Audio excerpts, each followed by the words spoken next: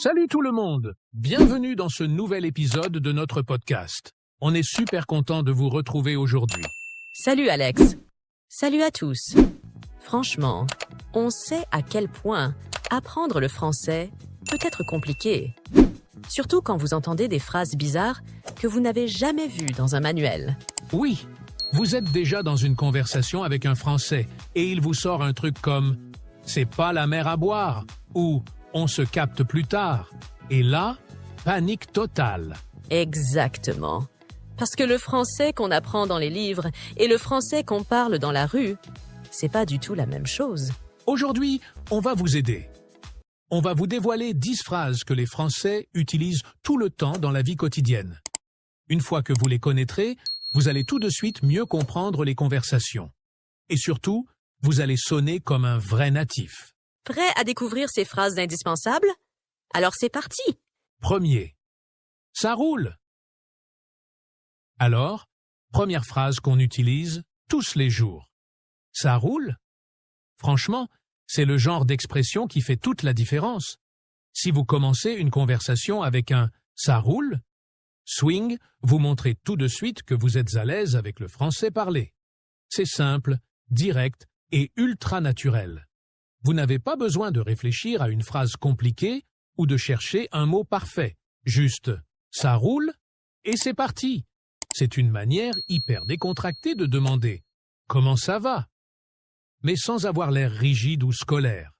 Par exemple, si vous croisez un pote dans la rue, vous n'allez pas lui dire « comment vas-tu aujourd'hui ?» Ça sonnerait trop formel, trop classique, presque froid. Mais si vous dites « salut, ça roule ?» Réponse typique « ouais, tranquille ». C'est comme un code social.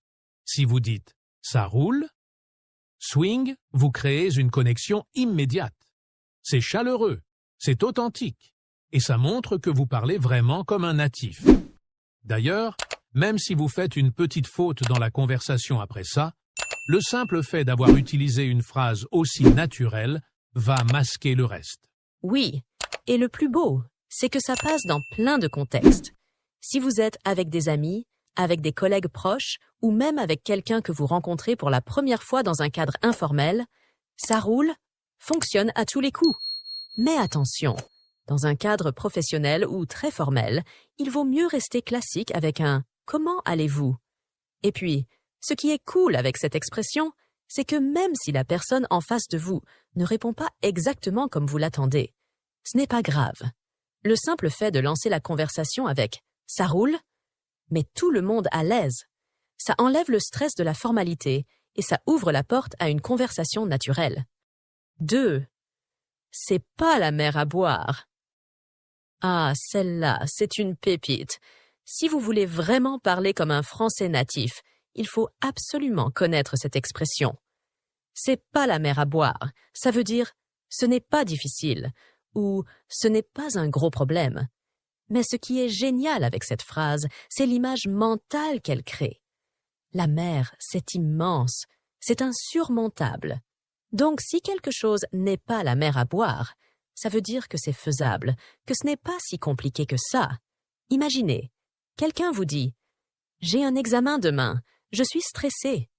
Réponse typique « T'inquiète, c'est pas la mer à boire ». C'est une manière de rassurer l'autre personne, de lui dire « Relax, tu vas gérer ». Oui, et le secret, c'est le ton. Si vous dites « c'est pas la mer à boire », avec une voix stressée, ça ne marche pas. Il faut le dire avec un ton détendu, presque nonchalant. Comme si c'était vraiment évident que ce n'est pas un problème. Si vous arrivez à capter ce ton décontracté, cette expression devient une arme sociale très puissante. C'est vrai. Et vous pouvez l'utiliser dans tellement de situations. Au travail, entre amis, en famille. Dès que quelqu'un stresse ou se prend trop la tête, balancez un petit « c'est pas la mer à boire ». Ça détend immédiatement l'ambiance. 3. On se capte plus tard. Ah, celle-là, c'est une pure expression de jeune. Se capter, c'est une manière ultra-moderne de dire se voir ou se parler. Et c'est le genre d'expression que vous n'allez jamais trouver dans un livre de grammaire, mais que vous allez entendre absolument partout dans la rue ou entre amis. Par exemple, vous finissez une conversation avec un pote. Vous dites « Bon, on se capte plus tard ?»« Ouais, à plus !» Ce qui est cool, c'est que cette phrase montre que vous êtes à l'aise avec le français moderne. Vous ne parlez pas comme dans un manuel scolaire. Vous parlez comme un vrai français. Et ce qui est encore mieux, c'est que ça passe dans plein de contextes.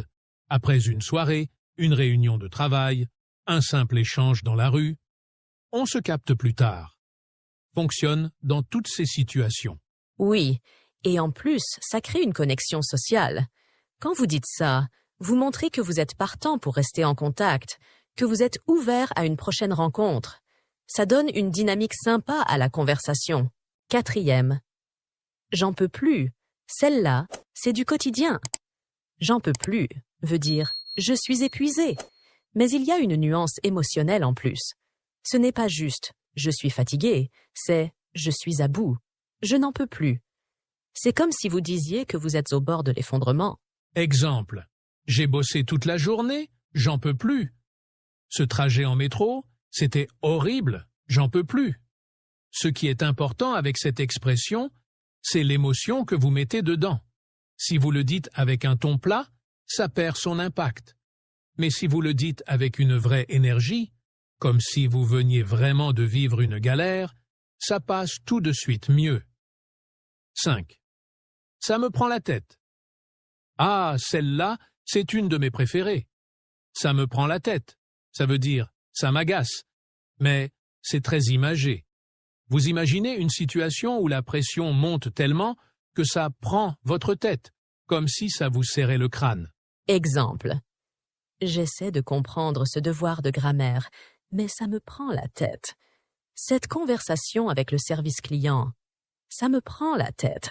Ce qui est génial avec cette phrase, c'est qu'elle est hyper expressive. Dès que vous l'utilisez, vous montrez que vous comprenez non seulement la langue, mais aussi la culture émotionnelle des Français. Parce que franchement, tout le monde se sent pris de tête à un moment ou un autre. 6.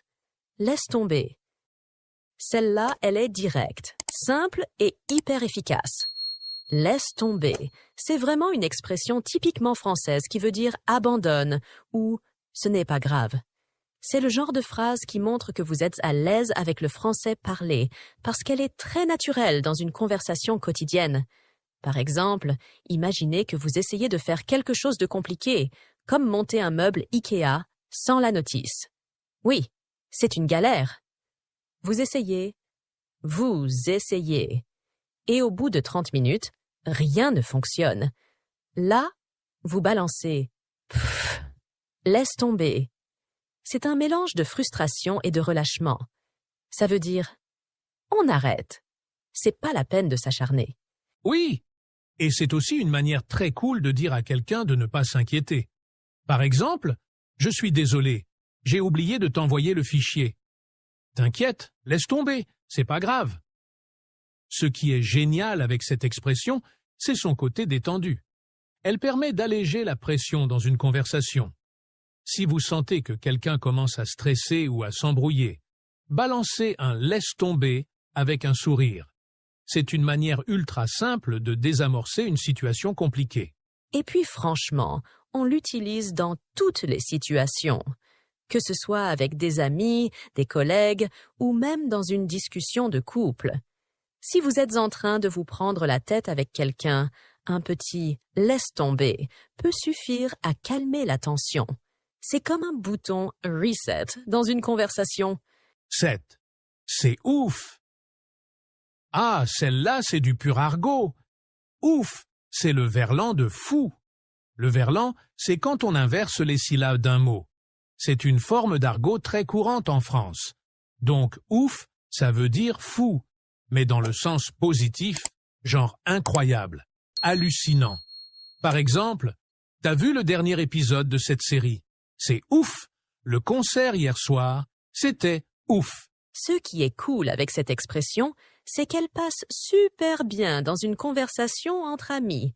Si vous voulez montrer votre enthousiasme ou votre surprise, c'est ouf! Fonctionne dans toutes les situations. Vous pouvez l'utiliser pour parler de quelque chose de positif, mais aussi pour quelque chose de choquant ou de surprenant. Oui, et le ton joue beaucoup.